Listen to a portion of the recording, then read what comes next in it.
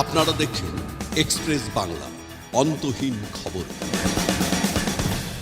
মোথাবাড়িতে একটা ভয়ঙ্কর ঘটনা ঘটেছে, যেখানে জুডিশিয়াল অফিসার যারা সুপ্রিম কোর্টের দ্বারা নিয়োজিত তাদেরকে প্রায় 16 ঘন্টার উপরে আটকে রাখা হয়েছে এবং সেখানে 3জন মহিলা জুডিশিয়াল অফিসার ছিলেন। তাদেরকে জল বা বাথরুম পর্যন্ত ব্যবহার করতে দেওয়া হয়নি, জল খেতেও দেওয়া হয়নি।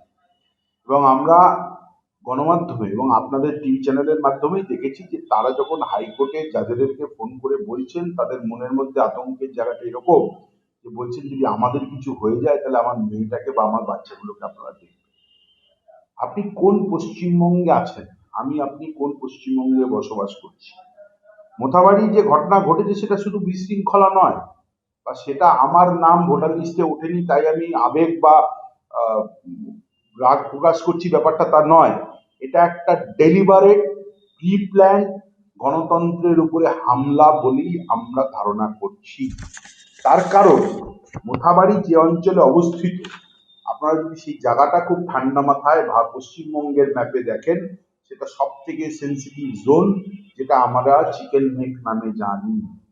2016 সালে একই জায়গাতে কি ভয়ানক রাইট হয়েছিল, বিএসএফ এর জওয়ানদের সেখানে আটকে রেখে যে কি তাণ্ডব চালানো হয়েছিল আমরা জানি যে থানায় আগুন লাগিয়ে সমস্ত নদী জ্বালানোর চেষ্টা সেখানে হয়েছে। 2016 পর থেকে বিভিন্ন জায়গায় বিভিন্ন কেন্দ্রীয় সরকারের বিরোধিতা করতে গিয়ে সরকারি সম্পত্তিতে আগুন লাগানো, সাধারণ মানুষের জানমাল নষ্ট করা এবং বিভিন্ন ধরনের ঘটনা আমরা দেখেছি। আমরা এটাও দেখেছি যে মালদা ডিস্ট্রিক্ট ফেক কারেন্সির ডেন, পশ্চিমবঙ্গ নতুন ক্যাপিটাল অফ ফেক কারেন্সিতে রূপান্তরিত হচ্ছে বর্তমান যিনি শাসক আছেন তার ছত্র ছায়ায়। এবং দুর্ভাগ্যের বিষয় যে তিনি বারংবার বিভিন্ন সভামঞ্চ থেকে বলছেন আপনারা জানেন তো কি করতে হবে, আপনারা জানেন তো কিভাবে প্রতিবাদ করতে হবে। উনি নাকি একটা বিশেষ কমিউনিটিকে ঠান্ডা করে রেখেছেন, তাই পশ্চিমবঙ্গে সাধারণ মানুষ বেঁচে আছে।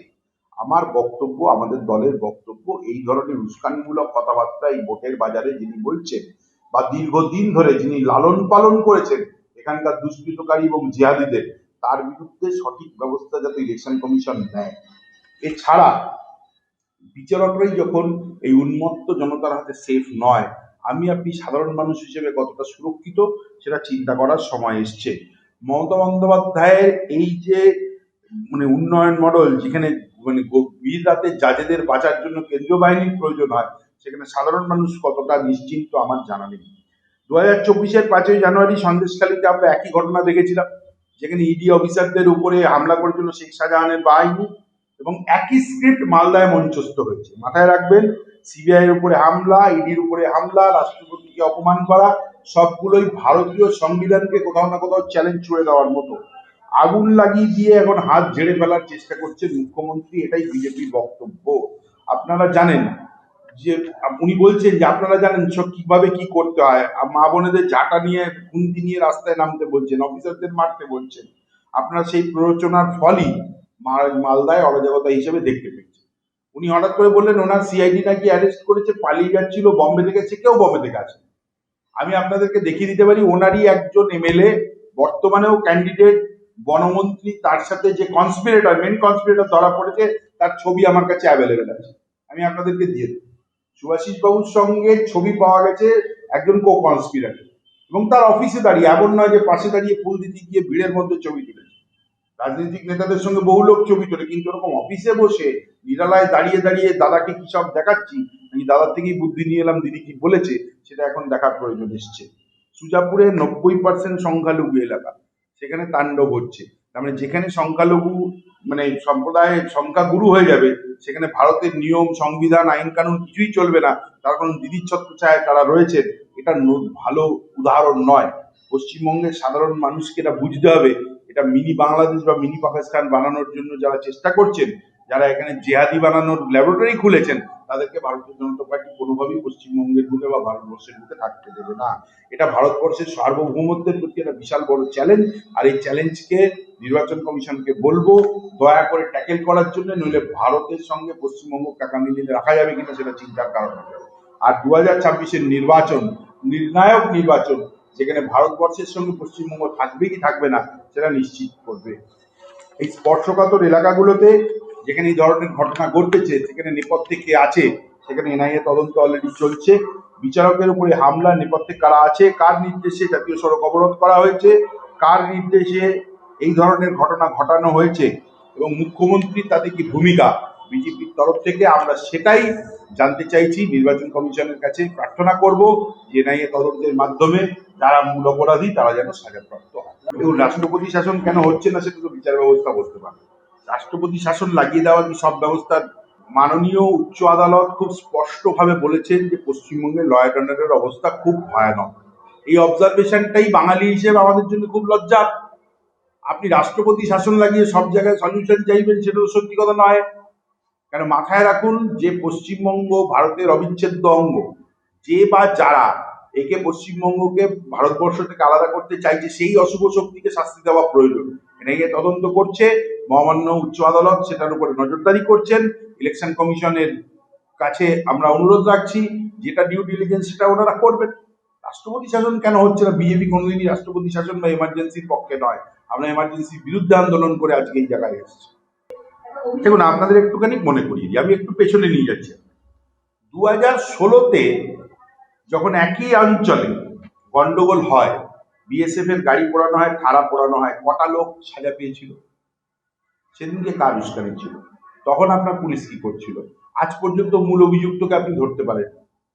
দ্বিতীয়ত, যখন 2019 সালে সিএ এর রায়ট হচ্ছে, পশ্চিমবঙ্গের বিভিন্ন অঞ্চলে আমরা দেখলাম রেলের সম্পত্তি, ভারত সরকারের সম্পত্তি, আমার আপনার ট্যাক্স পেয়ারের টাকায় তৈরি সম্পত্তি ভেঙে আগুন লাগিয়ে রেলের লাইন উপরে ফেলে দিল কারা? রেলে পাথর মারলো কারা? তাদের মধ্যে কজন অ্যারেস্ট হয়েছে? কজনকে আপনি শাস্তি দিয়েছেন? কজনকে দৃষ্টান্তমূলক শাস্তি দিয়েছেন? আপনি কনস্পিরেটর, আপনি নিজে কনস্পিরেটর, আপনার দল যারা যারা আতঙ্কবাদী তাদেরকে এখানে সাহায্য করেছে থাকায়, একাধিক ফেক আই কার্ড বানিয়ে তাদেরকে এখানে থাকার জায়গা আপনারা করে দিয়েছেন। আমরা ঠিক 3 দিন আগে আজ থেকে দেখেছি প্রায় 45 জন শিশু এবং মহিলা এবং পুরুষ মানুষ শিলিগুড়ি করিডোরে নেপাল হয়ে ঢুকতে গিয়ে অ্যারেস্ট হয়েছেন এবং তাদের কাছে পশ্চিমবঙ্গের ঠিকানায় আধার কার্ড এবং ভোটার কার্ড পাওয়া গেছে। এরা কারা এবং এটা কারা করছে? এটাও বিজেপি করে দিয়েছে, কংগ্রেস করে দিয়েছে। আর যে সিজাউল নাকি ভদ্রলোক এই লয়ার ধরা পড়েছেন, সে তো তৃণমূলের ক্যাম্পেনিং করেছে একাধিক জায়গায়, মমতা বন্দ্যোপাধ্যায়ের সঙ্গে একই স্টেজে দেখা গেছে। শুনুন, সব দুধেলরাই ওনার গোয়ালেরই, ঘাস খেতে এর বাড়ি ওর বাড়ি মাঝে মাঝে যায়। উনি সেটা প্রমাণ করার চেষ্টা করেন। যে ওখানে দাঁড়িয়ে বলেছিল যে 30% 70% কেটে 10 মিনিটে বাঁচি দেবো, সেও ওনারই গোয়ালে। উনি শুধু গোয়ালটা ঘাস খেতে অন্য জায়গায় পাঠিয়েছেন যাতে ওনার নামে দোষ না আসে।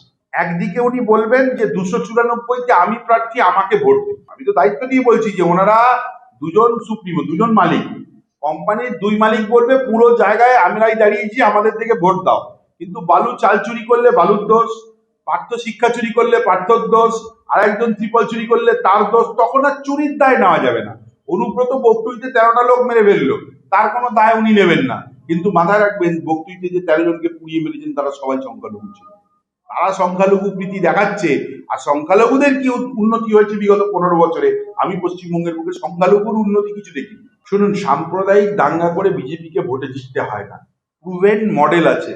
আমরা আগে বলতাম গুজরাট মডেলের কথা, এখন তো ইউপি মডেল আছে আমাদের কাছে, এখন তো ভারতবর্ষের মডেল আছে, এখন তো আসাম মডেল আছে। আপনি কটা মডেল চান?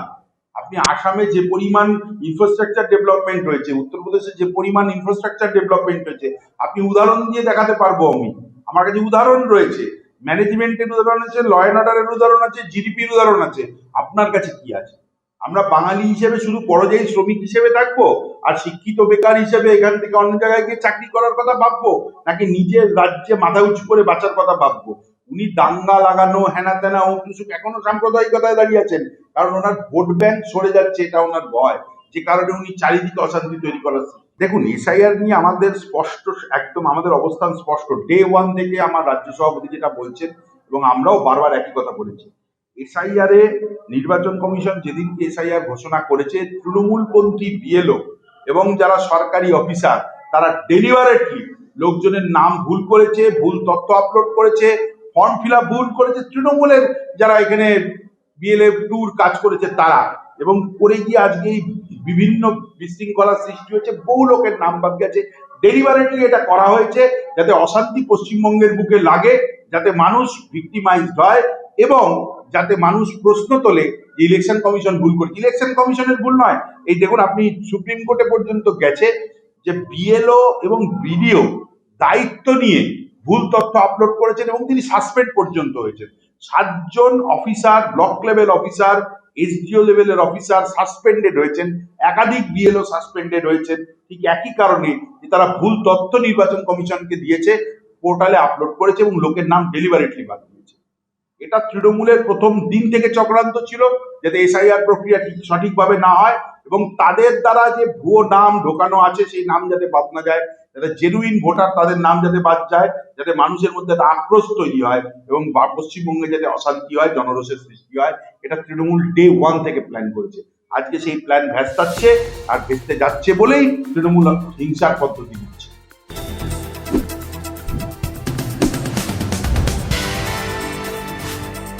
আপনারা দেখছেন এক্সপ্রেস বাংলা, অন্তহীন খবর।